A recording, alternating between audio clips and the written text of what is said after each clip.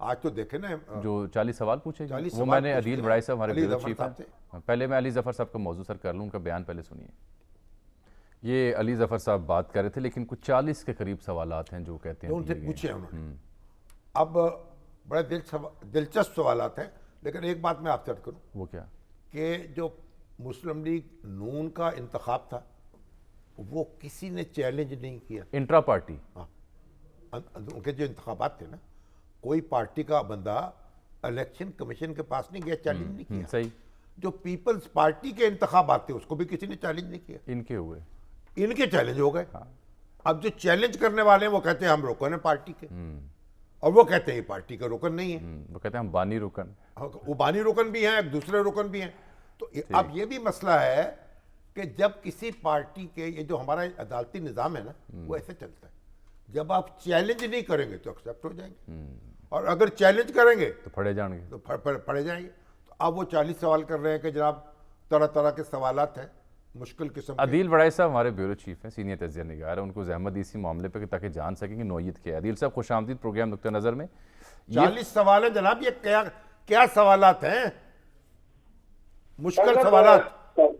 سوالات جو ہیں یہ تقریباً 40 نہیں ہیں، یہ 32 کے قریب بنتے ہیں سوال۔ اچھا، اور ان سوالات میں پاکستان تحریک انصاف سے یہ پوچھا گیا، اور یہ سوال یہ درخواست گزاروں کی وجہ سے نہیں ہے، یہ جو 14 درخواست گزار ہیں یہ ان کی درخواستوں پر نہیں ہے، تو پھر بلکہ الیکشن کمیشن نے ان کا جو پولیٹیکل فائنانس ونگ ہے اس نے بھی ان کے جو انٹرا پارٹی الیکشن ہے اس کو اینالائز کیا اور اس کے بعد اعتراضات اٹھائے ہیں۔ یہ سوالات ان اعتراضات کی بنیاد پہ ہیں۔ مثال کے طور پہ اس میں یہ پوچھا گیا ہے کہ کیا آپ نے جو الیکشن ایکٹ کے تحت جو تمام جو الیکشن ایکٹ میں لکھا ہوا ہے سیکشن 208 میں کہ تمام جو اراکین ہوتے ہیں پارٹی کے ان کو الیکشن لڑنے کی ایک ان کو مواقع فراہم کیے جاتے ہیں، یکساں مواقع فراہم کیے جاتے ہیں، کیا آپ نے یہ یکساں مواقع فراہم کیے ہیں؟ اچھا، پھر اس میں پلیس آف پولنگ کا جو ہے وہ پوچھا گیا ہے۔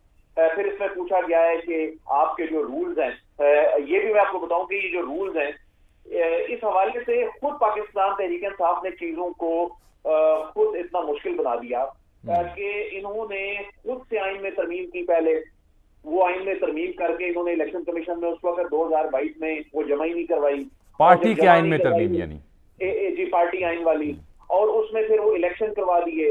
الیکشن جب کروا دیے، اس میں 23 نومبر کا جو فیصلہ آیا ہے نا جاوید صاحب، وہ بہت امپورٹنٹ ہے، جس میں یہ جو ان کے لیے اصل میں درد خار ہے، اس میں 23 نومبر کے فیصلے میں یہ لکھا گیا کہ آپ کے الیکشن ایک تو فیئر نہیں تھے اور دوسرا وہ مشکوک تھے۔ اب انہوں نے یہ جو ابھی انتخابات کرائے اس میں یہ اسٹیبلش کرنا تھا کہ یہ اس میں یہ ایک تو فیئر ہے اور یہ اس میں کوئی ایسا کوئی ایمبیگوٹی، کوئی ایسے مسئلے مسائل اس میں ہے نہیں۔ اب یہ اسٹیبلش کیا انہوں نے کرنا ہے، اسٹیبلش یہ کرنا ہے کہ انہوں نے پلیس آف پولنگ اناؤنس کیا ہوا تھا، اسٹیبلش یہ کرنا ہے کہ تمام لوگوں کو کیا یکساں مواقع فراہم کیے گئے الیکشن لڑنے کے۔ یہ کہتے ہیں اکبر ایس بابر صاحب تو ممبر ہی نہیں ہے۔ اکبر ایس بابر صاحب کہتے ہیں کہ حبیب عبادی کیس میں سپریم کورٹ یہ قرار دے چکی ہے کہ میں ممبر ہوں، میرے پاس تو عدالتی فیصلہ ہے۔ مگر سوالات تو 32 آپ نے بتائے نہیں ہیں، سوالات تو 2-3 خلاصہ بتایا دہرا دیے، پھر وہی دہرا دیے۔ اب اس میں مسئلہ یہ ہے عدیل کہ یہ جو نقطہ ہے یکساں مواقع والا، کہ کیا ہر جو کینڈیڈیٹ آیا تو یہ یکساں مواقع کس کو دیے گئے، کہاں ملے ہیں؟ نہیں آپ دیکھیں جیسے وہ بھائی جیسے دوسری جماعتوں کے انتخابات ہوئے ہیں ویسے ان کے بھی ہو گئے بیچاروں کے، ان پہ تو پیغمبری وقت پڑا ہوا ہے۔ اب ایک مسئلہ اور بھی ہے، یہ دوسرا عدیل سوال اٹھا رہے ہیں کہ پلیس آف پولنگ، یہ بڑا ایشو بنے گا۔ کیا کیوں عدیل، یہ پلیس آف پولنگ اسٹیبلش ہو سکتی ہے جس انداز سے ہوئے تھے الیکشنز؟ اچھا، وہ یہ کہتے ہیں کہ پلیس آف پولنگ اس لیے نہیں بتائی کیونکہ یہ تو بلا مقابلہ ہو گئے، لیکن ان کے جو 14 درخواست گزار ہیں وہ یہ کہتے ہیں کہ ہمیں تو نامینیشن پیپر لینے گئے، ہمیں تو نامینیشن پیپر ہی نہیں بتایا گیا۔ اکبر ایس بابر صاحب نے وہ ویڈیو پیش کر دی کہ میں وہاں گیا ان کے سیکریٹریٹ میں اور وہ کہہ رہے ہیں کہ ابھی ہمیں نہیں معلوم، وہ یہ کہہ رہے ہیں اچھا اس کا فرانزک کرا لیں۔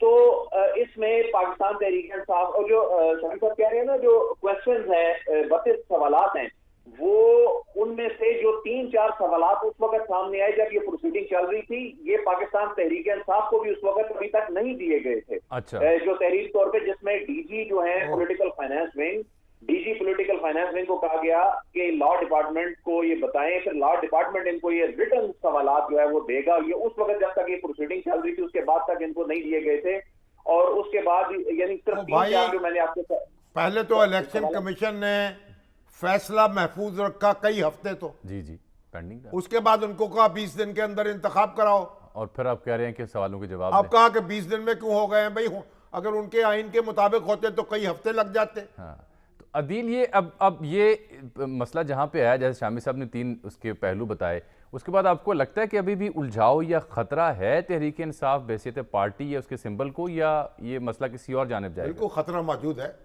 23 نومبر کا فیصلہ اور جو سیکشن ہے 208 الیکشن ایکٹ کا, اگر اس کو پڑھ لیں تو مجھے تو خطرہ نظر آتا ہے بلے کے نشان کے لیے, کیونکہ وہ فیصلہ اپنی جگہ موجود ہے اور انہوں نے انتخابات کرانے تھے, اور اس کا کانسیکوینس یہ ہے کہ اگلے الیکشن کے لیے بلے کا نشان جو ہے وہ عدیل صاحب, سر آپ کو کیا خدشہ لگتا ہے؟ یہی لگتا ہے مجھے.